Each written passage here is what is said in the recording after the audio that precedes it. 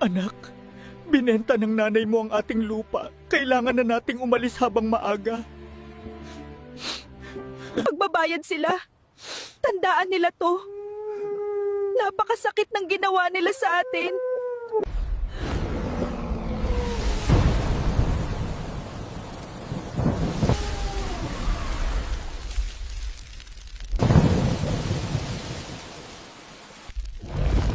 Ito yung ayaw niyang ipakita. Nagiging mas makapangyarihan siya at gusto niyang ipagtanggol ang mga mababait sa kanya. Grabe ka, Liwanag. Marami pa ba kaming dapat malaman sa'yo? Oh, salamat sa pagtatanggol mo sa amin.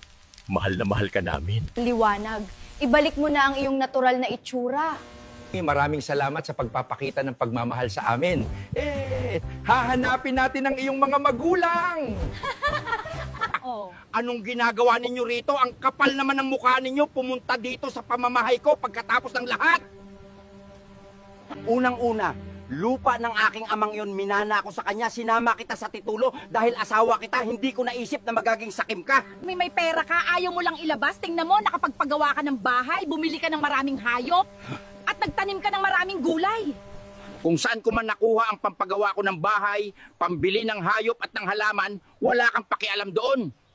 Pwes, wala ka rin pakialam kung kukunin ko ang anak ko at bibigyan ko ng magandang buhay. Hoy, Lucifer! Ayan ang hindi mo magagawa. Wala akong katiwa-tiwala dyan sa lalaki mong sugalero. Hindi ko ibibigay ang anak ko. Anak, sumama ka sa amin. Gaganda ang buhay mo kasama ang tsuleo mo.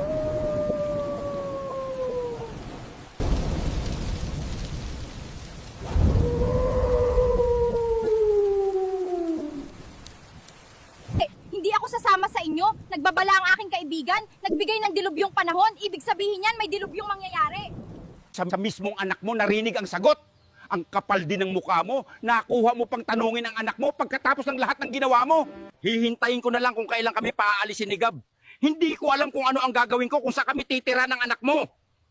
At mabuti pang umalis ka na bago magdilim ang paningin ko. Bago ko basagin ang salamin ng sasakyan nyo. Layas! Liwanag, binigyan mo ako ng babala. Ano bang ibig sabihin? Ano bang maaaring mangyari? Natatakot ako sa sitwasyon namin ni tatay. Hindi namin alam ang gagawin namin.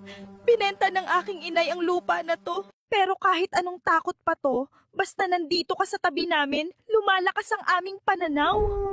Liwanag, magpalit ka na ng anyo para nang sa ganon ay hindi ka manghina sa paggamit ng iyong kapangyarihan.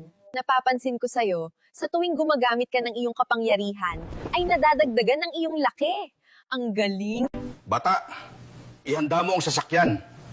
Pupuntahan ko ang nabili kong lupa na dating pagmamayari ni Berto.